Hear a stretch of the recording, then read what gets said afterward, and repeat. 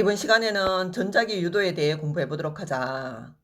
전기는 영국의 패러데이라는 학자에 의해 대량으로 생산할 수 있게 되어 인류는 전기 에너지를 편리하게 사용할 수 있게 되었다. 그럼 이번 시간에 전기 에너지는 어떻게 만들어지는지부터 알아보도록 하자. 우리는 현재 전자기 유도 현상을 이용하여 전기를 생성하고 있다. 그래서 오늘 전자기 유도에 대해 알아보도록 하자. 전자기 유도라 함은 코일 주위에서 자석을 움직이거나 자석 주위에서 코일을 움직일 때 코일 내부를 통과하는 자기장이 변하면 코일에 전류가 흐르는 현상을 전자기 유도라고 한다. 이때 주의할 사항은 아무리 센 자석이라도 코일 속에 넣고 정지해 있게 되면 코일 내부를 통과하는 자기장에 변화가 없기 때문에 전류가 흐르지 않는다는 사실을 기억해야 한다. 이어서 유도 전류에 대해 알아보도록 하자. 유도 전류라 함은 전자기 유도에 의해 코일에 흐르는 전류를 유도 전류라고 한다. 이 유도 전류의 방향은 코일 주위의 자기장의 변화를 방해하는 방향으로 유도 전류가 흐르게 된다. 유도 전류의 방향에 대해서는 뒤에서 좀 더 자세히 다뤄보도록 하자. 그리고 유도 전류의 세기를 증가시키는 방법에 대해 알아본다면 자석이나 코일을 움직일 때 빨리 움직이는 방법이 있고, 그리고 자석의 세기를 증가시키거나 코일의 가문수를 증가시키면 코일을 통과하는 자기장의 변화가 증가하여 유도 전류의 세기가 세다. 그래서 코일에 흐르는 유도 전류의 세기는 코일의 가문수와 단위 시간당 코일을 통과하는 자기장의 변화에 비례하게 된다. 이것을 바로 패러데이 법칙이라 한다. 그리고 전자기 유도에 의해 코일에 생기는 전압은 유도 기전력이라 한다.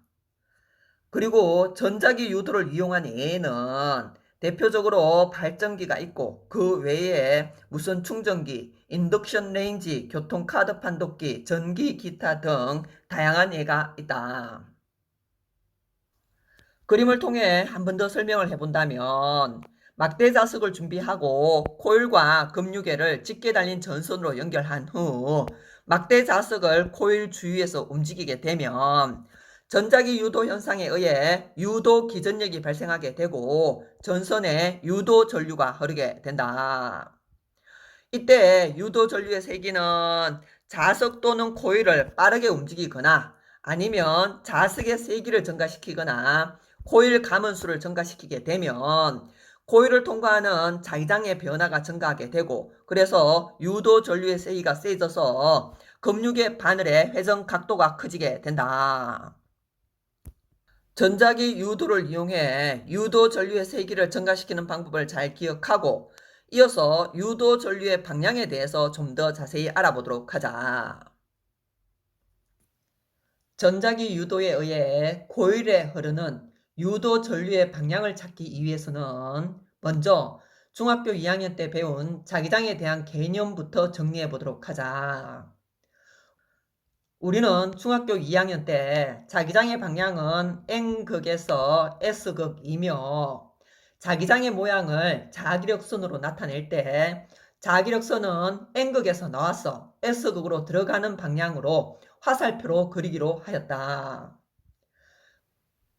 그리고 자석 주위에 자기장이 형성되는 것처럼 전류가 흐르는 도선 주위에도 자기장이 형성된다고 배웠었다. 그래서 코일에 전류가 흐르게 되면 코일 주위에 자기장이 형성되고 이때 코일 주위에 형성된 자기장의 방향을 찾을 때는 오른손을 이용하여 오른손의 네 손가락을 코일에 흐르는 전류의 방향에 맞춰 감아지게 되면 오른손의 엄지손가락이 가리키는 방향이 자기장의 방향이 되고 N극이 유도되는 방향이라고 했다. 그리고 코일 주위에 형성되는 자기장의 모양을 자기력선으로 나타낼 때는 N극에서 나와서 S극으로 들어가게 그려주면 된다. 이 사실을 잘 기억하고 전자기 유도에 의해 흐르는 유도 전류의 방향을 찾아보기로 하자. 전자기 유도에 의해 흐르는 유도 전류의 방향은 코일 주위의 자기장의 변화를 방해하는 방향으로 유도 전류가 흐른다고 했다. 이 말은 코일에 흐르는 유도 전류는 변화를 싫어하고 현재 상태를 유지하려는 성질이 있다는 의미가 된다. 그래서 자석을 준비해서 N극을 가져오게 되면 자석의 N극 주위에서는 아래쪽 방향의 자기장이 형성이 된다. 그런데 자석의 N극을 멀리 하게 되면 코일 속의 아래쪽 방향의 자기장의 세기가 감소하게 된다. 그러면 코일에 흐르는 유도 전류는 아래쪽 방향으로 자기장을 형성하여 코일 속 자기장의 세기가 약해지는 것을 보강하려고 한다. 그러기 위해 코일에 흐르는 유도 전류에 의해 아래쪽에 N극이 유도되고 코일의 위쪽 부분에 S극이 유도되도록 유도 전류가 흐르게 된다. 그러면 우리는 오른손을 이용하여 오른손의 엄지손가락이 코일의 아랫부분을 가리키도록 코일을 감아쥐게 되면 유도 전류의 방향이 A에서 급류계를 지나 B 쪽을 향한다는 사실을 알 수 있게 된다. 이 원리를 잘 기억해 주기 바라며 코일에 흐르는 유도 전류의 방향을 찾을 때 다른 방법으로 한 번 더 설명해 보도록 하자. 코일에 유도되는 유도 전류의 방향을 잘 찾기 위해서는 밀당을 잘 해야 한다. 자석이 다가오면 밀어내고 자석이 멀어지면 당겨 변화를 최소화하려고 한다. 그래서 N극이 멀어지게 되면 위쪽에 S극이 유도되어 멀어지는 자석을 끌어당기게 되고 만약 자석의 N극이 코일 주위로 접근을 해서 다가온다면 코일의 위쪽에는 N극이 유도되어 청력이 작용하여 다가오는 자석을 밀어내려고 한다.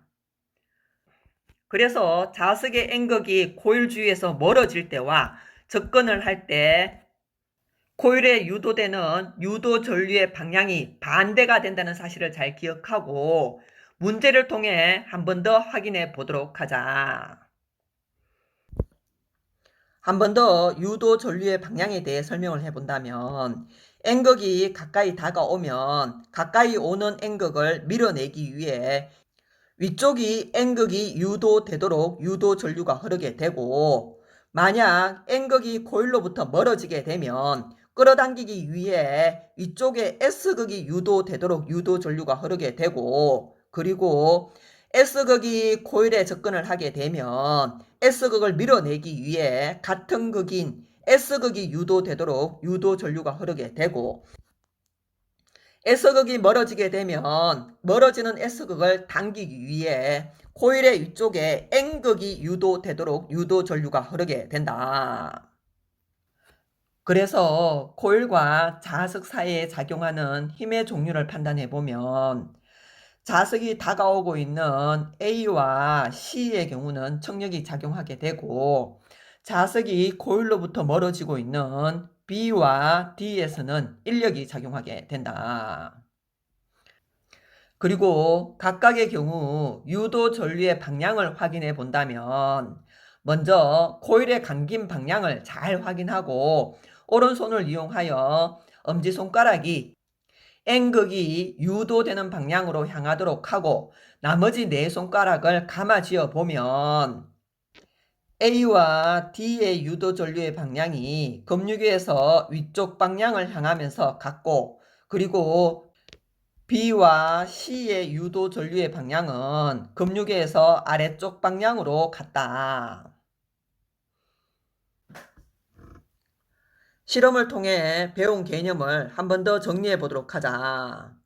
코일과 급류계를 짙게 달린 전선으로 연결을 한 후 막대 자석의 N극과 S극을 코일 근처에서 움직이면서 급류계 바늘의 움직임을 관찰해 보도록 하자. 먼저 N극을 코일에 접근을 시킬 때 급류계의 바늘이 오른쪽으로 움직였다면 N극을 코일에서 멀리하게 되면 금육의 바늘이 왼쪽으로 이동하는 것을 관찰할 수 있다. 그리고 S극을 코일에 접근하게 되면 N극을 코일에서 멀리할 때와 같은 방향으로 유도 전류가 흐르게 되므로 금육의 바늘이 왼쪽으로 이동하는 것을 관찰할 수 있으며 S극을 멀리할 경우에는 금육의 바늘이 오른쪽으로 이동하는 것을 관찰할 수 있게 된다. 그리고 코일 주위에서 자석을 빠르게 운동을 시키면 코일을 통과하는 자기장의 변화가 커지게 되고 유도 전류의 세기가 증가하게 되므로 금육의 바늘의 회전각이 증가하게 된다. 그리고 자석이 코일 속에 정지해 있을 때는 유도 전류가 흐르지 않는다는 사실을 기억해야 한다. 반드시 코일 속 자기장의 변화가 있을 때 유도 전류가 흐른다는 사실을 기억하고 다음으로 넘어가자. 이어서 발전기의 원리에 대해 알아보도록 하자. 발전기는 전자기 유도를 이용하여 전기를 생산하는 장치를 발전기라 한다.